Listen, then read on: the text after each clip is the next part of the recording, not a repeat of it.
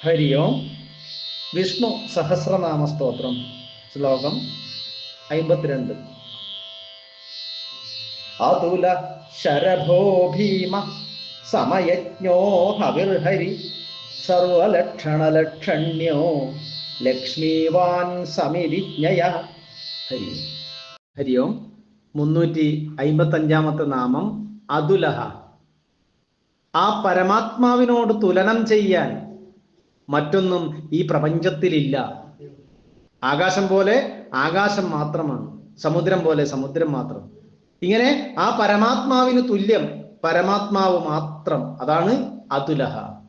356 നാമം ശരഭ.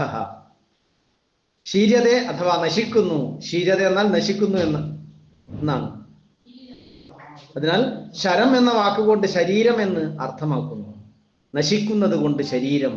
ആ ശരീരത്തിൽ ജീവാത്മസ്വരൂപേണ ഭാസിക്കുന്നവൻ, പ്രകാശിക്കുന്നവൻ എന്നതിനാൽ ശരഭ.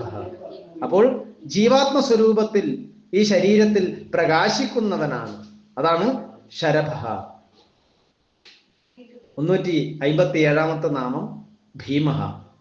ഭീഷണമായ ഒരു പ്രതീതിയെ ജനിപ്പിക്കുന്നു. ആർക്കാണ്? ദുഷ്ടന്മാർക്ക്. ദുഷ്ടന്മാരായ ആളുകൾക്ക് ഭഗവാനെ കുറിച്ചുള്ള ചിന്ത പോലും അവരെ ഭയപ്പെടുത്തുന്നു എന്നാണ്. നമുക്കറിയാം, ശ്രീകൃഷ്ണ അവതാരത്തിൽ കംസൻ ആ ഒരു അശരീരി കേട്ടതിന് ശേഷം, 8ാമത്തെ പുത്രൻ നിന്നെ വധിക്കുമെന്നുള്ള ആ ഒരു അശരീരി കേട്ടതിന് ശേഷം പേടിച്ച് ഒരു ദിവസം പോലും ശരിക്കും ഉറങ്ങിയിട്ടില്ല എന്നാണ്. അങ്ങനെ ഉറങ്ങാൻ സാധിച്ചിട്ടില്ല എന്നാണ് ഭാഗവത കഥകളിലൊക്കെ നമ്മൾ കാണുന്നത്. അപ്പോൾ ശത്രുക്കൾ ഇവനെ പേടിക്കുന്നു. അതുകൊണ്ട് ഭീമഹ. 358 നാമം സമയജ്ഞ. ഏത് സമയത്ത് ഇവിടെ സൃഷ്ടി നടത്തണം, എത്ര കാലം ഇതിനെ പരിപാലിക്കണം, എപ്പോഴാണ് ഇതിനെ സംഹരിക്കേണ്ടത്, ഇതിനെക്കുറിച്ച് അറിയുന്നവൻ ഭഗവാൻ മാത്രമാണ്. അപ്പോൾ എത്ര കാലം ഇതൊക്കെ ഉണ്ടാകണം എന്ന് അറിയാവുന്നവനാണ്. ജ്ഞഹ എന്നാൽ അറിയുന്നവൻ, സമയത്തെക്കുറിച്ച് കാലത്തെക്കുറിച്ച് അറിയുന്നവൻ എന്ന അർത്ഥത്തിൽ സമയജ്ഞ. 359 നാമം ഹവിർഹരി. ഒരു യജ്ഞം ചെയ്യുമ്പോൾ അവിടെ ഹവിസായിട്ട് അർപ്പിക്കുന്നതിനെയൊക്കെ ആഹരിക്കുന്നവനാണ്, ഹരിക്കുന്നവനാണ്, സ്വീകരിക്കുന്നവൻ. അതാണ് ഹവിർഹരി. ഭഗവാൻ തന്നെ യജ്ഞസ്വരൂപനാണ്. ആ യജ്ഞത്തിൽ ഹവിസായിട്ട് അർപ്പിക്കുന്നത് മുഴുവൻ സ്വീകരിക്കുന്നതും ഭഗവാനാണ്. അതാണ് ഹവിർഹരി. 360 നാമം സർവലക്ഷണ ലക്ഷണ്യ. ഏത് ലക്ഷണപ്രകാരവും അഥവാ ഏത് പ്രമാണപ്രകാരവും നമുക്ക് അറിയാവുന്നവൻ എന്നർത്ഥമാണ് ഇവിടെ പറയുന്നത്. മുമ്പ് പറഞ്ഞു, സാധാരണ പ്രമാണങ്ങളെ കൊണ്ട് ഭഗവാനെ അറിയാൻ സാധിക്കില്ല എന്ന്. എന്നാൽ ഇവിടെ മറ്റൊരു രീതിയിലാണ് അർത്ഥം എടുക്കേണ്ടത്. അതായത് യോഗികളെ സംബന്ധിച്ച് എല്ലാ പ്രമാണങ്ങളും അവർക്കാരാണ്? ഭഗവാനാണ്. ഭഗവാൻ അവർക്ക് പ്രത്യക്ഷ പ്രമാണമാണ്, പ്രത്യക്ഷമായിട്ട് കാണാം. അപ്പോൾ അവിടെ പ്രത്യക്ഷ പ്രമാണത്തിലൂടെ അവർ ഭഗവാനെ കാണുന്നു. ഇനി അനുമാനം, അവർ പറയുന്നത് കേട്ട് മറ്റുള്ളവർക്ക് അനുമാനിക്കാം.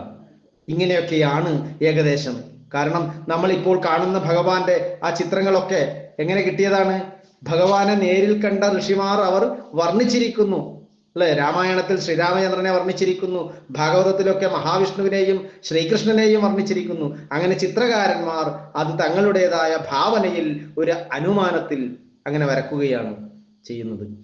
അപ്പോൾ അവിടെ അനുമാന പ്രമാണത്തിലൂടെ ഭഗവാനെ അറിയാൻ സാധിക്കുന്നു. ഇനി ഉപമാനം.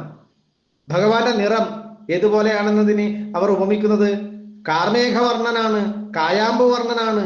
അപ്പോൾ നമുക്ക് ഏകദേശം ഒരു ഉപമയിലൂടെ ഭഗവാനെ അറിയാൻ സാധിക്കുന്നു. അപ്പോൾ ഇവിടെ അത് പറയുന്നത് അറിഞ്ഞവരിൽ നിന്ന് സാധാരണക്കാരന് ഈ പറയുന്ന പ്രമാണങ്ങളിലൂടെ ഭഗവാനെ അറിയാം എന്നതിനാൽ സർവലക്ഷണ ലക്ഷണ്യ. 361 നാമം ലക്ഷ്മിവാൻ. സദാ ലക്ഷ്മി തന്നോടത്ത് വസിക്കുന്നു എന്നതിനാൽ ഭഗവാൻ ലക്ഷ്മിവാൻ. 362 നാമം സമിതിജ്ഞയ. സമിതിയെ യുദ്ധത്തിൽ ജയിക്കുന്നു എന്നതിനാൽ സമിതിജ്ഞയ. ഹരി ഓം. Please like and subscribe.